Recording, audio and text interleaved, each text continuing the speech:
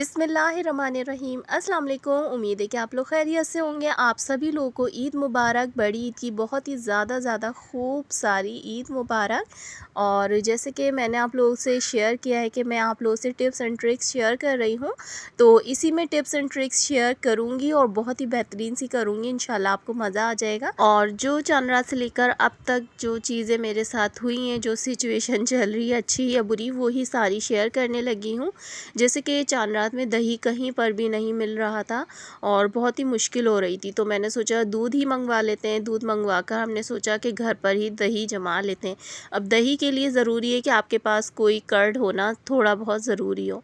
अब वो भी नहीं था, तो मैंने यूट्यूब पर सर्च किया, तो फिर पता चला कि भाई हरी मिर्च से भी हम दही जमा सकते हैं और बहुत ही बेहतरीन किस्म का। तो हमने दूध को बहुत ही अच्छा सा बॉयल करके बस इतना कर लिया था हमने कि नीम गर्म हो ना, फिंगर डिप हो रही हो, बस इस तरह से। और अच्छे से हमने इसमें इस तरह से, जैसे कि दही हम लोग जमाते हैं, थोड़ा बहुत झाग इसमें ऊपर आने चाहिए, बबल्स होने चाहिए ना, इस तरह से मैंने दही को कर लिया था। और फिर हरी मिर्च की हमें ऐसे डंठल लेने थे जो ग्रीन ही हो ना, तो इस तरह से मैंने हरी मिर्च ले ली थी और इसको ओवरनाइट मैंने डिप करके रख दिया था। अब मैंने सोचा सुबह उठेंगे तो बहुत ही बेहतरीन सा इसमें दही जमा हुआ होगा और होना भी चाहिए था ना। और आगे देखिएगा फिर इसके साथ क्या होता है, देखते हैं ये सिचुएशन किस तरह की रही मेरे साथ। और यहाँ पर अगर लीमू इस तरह से हुए हुए हो ना आपके, कि बहुत ही ज़्यादा स्किन है ना ड्राई हो जाती है रखने से। और लीमू आजकल बहुत ही ज़्यादा महंगे हैं। मैं भी लेकर आई थी, बहुत ही अच्छी कंडीशन में लेकर आई थी, लेकिन ये फ्रिज में रखे रह गए थे, तो इस तरह से हो गए थे। फिर मैंने इसको थोड़ा सा, मैंने बोला अब जितने भी बचे हैं इसको इस तरह से सेव कर लेते हैं ताकि बकरा ईद में थोड़े बहुत काम आ जाए। ये मैंने चांद रात वाले दिन किया था। मैंने बोला 2-3 दिन तो एटलीस्ट चलेंगे, वरना तो बिल्कुल ड्राई हो जाते। मैंने पानी में डिप करके किसी भी छोटे कंटेनर या बॉटल में इस तरह से रख दें, तो वाकई में ये काफ़ी ज़्यादा जूसी हो गए थे। तो ये टिप आप बहुत ज़बरदस्ती है, आप लोग कर सकते हैं।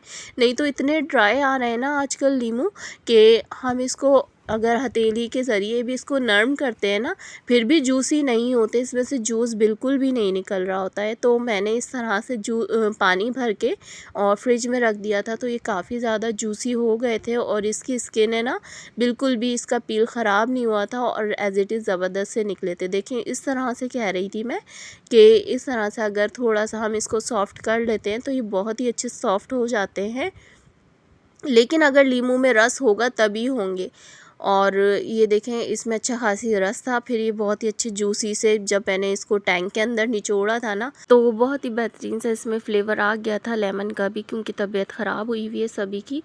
तो ये इस तरह से ड्रिंक हम लोग ले रहे थे, कभी लेमन जूस कभी केलसी वगैरह, तो इस तरह से हमें बहुत ज़्यादा फ़र्क पड़ रहा था। और ये है मेरी ईद का ड्रेस। तो इसको दिखाने का मकसद ये है कि इसके जो पीछे लेस लगी हुई थी ना, तो ये बहुत ही ज़्यादा चुभ रही थी। ऐसा लग रहा था कोई तार वगैरह होता है ना, वो चुभ रहा है या फिर कोई सुई वगैरह, इस तरह से फीलिंग थी मेरी। तो मुझे ये टेप मिला ना, तो ये सर्जरी टेप है और बहुत ही सॉफ्ट सा है और कहीं चिपक जाता है तो हटाना बहुत ही मुश्किल होता है। तो इमरजेंसी के लिए बहुत ही ज़बरदस्त चीज़ थी ये मेरे पास, तो मैंने इसको यूज़ किया। ये बहुत ही चुभ रहा था ना, जैसे कि मैंने अभी आपको दिखाया। तो इस तरह से मैंने टेप लगा लिया, तो मुझे बहुत ही फ़र्क पड़ा और बहुत ही कंफर्टेबल हो गई मैं इस तरह से, वरना तो मैं बहुत ही ज़्यादा परेशान थी।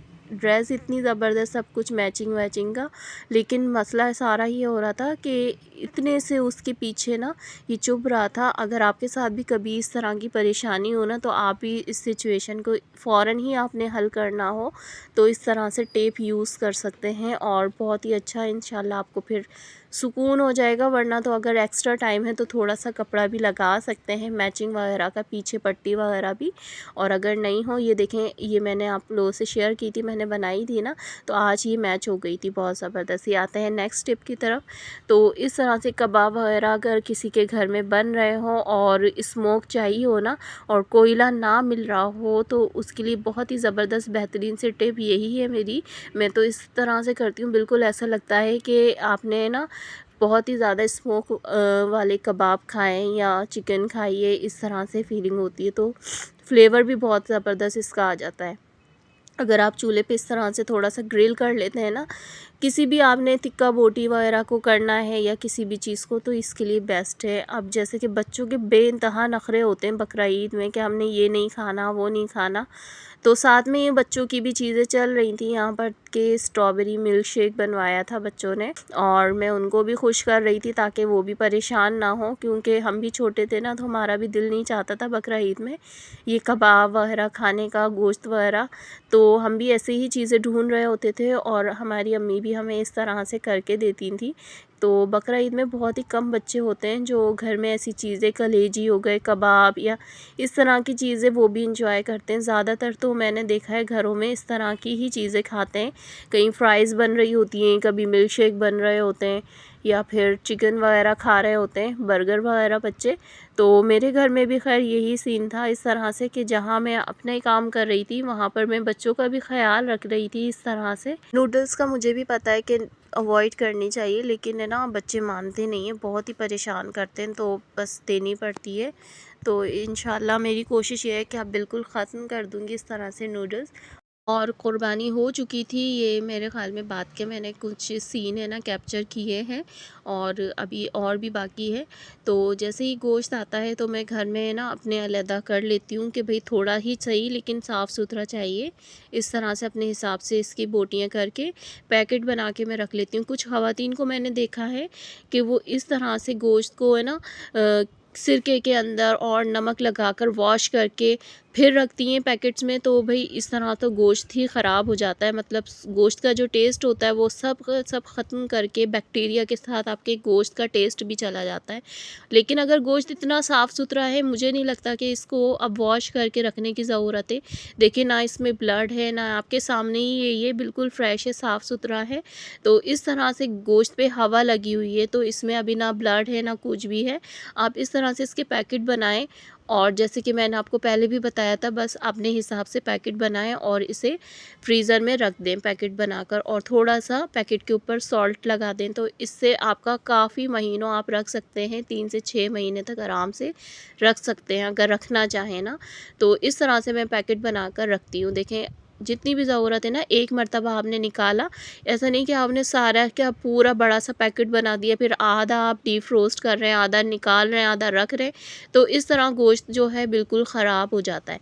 इस तरह से पैकेट बनाएं, जितनी ज़रूरत है, आपको नीड है एक मरतबा में, आपने वो पैकेट निकाला और यूज़ कर लिया। इस तरह से गोश्त बिल्कुल भी ख़राब नहीं होता। और ये पहला खाना था हमारे कुर्बानी के बाद का, तो इस तरह से एक पीस आया था, तो फिर मैंने इसकी छोटी छोटी बोटियाँ करके, और देखें ये फ्राइज़ साथ में चल रही होती हैं बच्चों की। मैं फ्राइज़, ये आखिरी बैच था, वो भी निकाल कर मैं दे रही थी, क्योंकि बच्चों कुर्बानी का गोश्त तो बिल्कुल भी नहीं खाना था, ना कलेजी वगैरह खाई जाती। यहाँ मैंने कुकर में गोश्त चढ़ा दिया था, अदरक लहसुन मैंने क्रश करके डाल दिया था। तो इस तरह से मैंने सबसे पहले कुर्बानी के गोश्त, हमारे घर बना था पुलाव, यमी सा, बहुत ही अच्छा, बहुत ही टेस्टी सा बना था। इसी तरह ये लोग खाते हैं पुलाव। और कुर्बानी की कलेजी वगैरह हमारे घर में नहीं बनती, पुलाव बनता है, कबाब बनते हैं, और कीमा वगैरह, निहारी सभी बनती है, मगर थोड़ा थोड़ा बनता है। हर चीज़ बनती है लेकिन इतना बनता है कि क्वांटिटी में एक मरतबा खाएं और ख़त्म हो जाए, इस तरह से। तो यहाँ पर मैंने पुलाव बना लिया था, बहुत ही टेस्टी सा ये यखनी पुलाव मैंने बनाया था। तो ये खाया था बच्चों ने। ऐसी चीज़ें खा लेते हैं जिसमें जैसे चावल पड़े हुए हैं, तो ये कुर्बानी का बिल्कुल भी कहीं से नहीं लग रहा, ना हीक आ रही है, बिल्कुल फ्रेश सा, साफ़ सा है, जैसे कि आम दिनों में मैं बनाती हूँ। और घर सभी के घरों में पहला दिन तो बहुत ही ज़्यादा बिज़ी गुजरता है इस तरह से गोश्त के साथ। तो देखें इस तरह से गोश्त बनाया करें ताकि ना आपको ना बहुत ही ज़्यादा इसको साफ़ सुथरा करने की नीड हो। और इस तरह से देखें ये खुश्क पड़ा है, बिल्कुल फ्रेश है, ताज़ा गोश्त है। और देखें इसमें बिल्कुल भी ना ब्लड निकल रहा है, ना इसको एक्स्ट्रा धोने की ज़रूरत है, बस पैकेट में डाला और रख दिया। तो ये पहले दिन का गोश्त है हमारा। तो इस तरह से देखें मैंने कुछ वीडियो आप लोगों के लिए बनाई है, पिछले साल भी बनाई थी, जो मैंने शेयर की हैं काफ़ी आप लोगों से। तो इस तरह से गोश्त को सेव करें, और जिस जगह गोश्त बना रहे हों उधर फ़िनाइल वगैरह का पोछा लगाएं, बिल्कुल भी कीड़े मकोड़े नहीं आएंगे, बिल्कुल भी स्मेल नहीं आएगी। और अगर ज़्यादा और आए तो अगरबत्ती भी जला दें। अब यहाँ पर देखें ये जो मैंने रखी हुई थी ना मिर्च, इस तरह से दही, दूध में डाल करके दही बन जाएगा। तो ये तकरीबन कितने 24 घंटे गुजरने के बाद इस तरह से ये दही बना है। तो दही कम इसका टेस्ट है ना, चीज़ ज़्यादा था, और इस तरह से तो कितना वेस्ट हुआ है ना, ये देखें पानी ही पानी इसका तकरीबन हो चुका है। तो ये तरीका बिल्कुल फेलियर है, कभी भी मत कीजिएगा। एज़ इट इज़ मैंने वैसे ही किया जैसे कि यूट्यूब पर बताया गया था, लेकिन बिल्कुल भी अच्छा दही नहीं बना। दही कहाँ बना, ये तो थोड़ा सा चीज़ बन गया है। अभी मैं दिखाती हूँ आपको निकाल के ये कि वो काम सदियों से जिस तरीके से होता आया है और प्रोफेशनल लोग जिस तरीके से करते आए हैं बताते हैं, तो वैसे ही करने की कोशिश किया करें। ये ऐसे पंगे ना लिया करें जैसे मैंने ले लिया। मेरे पास तो खैर कर्ड नहीं था जिस वजह से मैंने ये किया। देखें ये निकला है। तो आपने कभी भी हरी मिर्च से इस तरह का दही बनाने की कोशिश भी नहीं करनी है, वरना वेस्ट ही जाएगा। ये तकरीबन 1.5 किलो दूध था मेरे पास जो वेस्ट हो गया है। तो उम्मीद है कि आप आज की वीडियो आप लोग को पसंद आई होगी और कुछ टिप्स फेल हो गई हैं वो भी शेयर की हैं। फिर मिलते हैं नेक्स्ट वीडियो में। अल्लाह हाफिज़।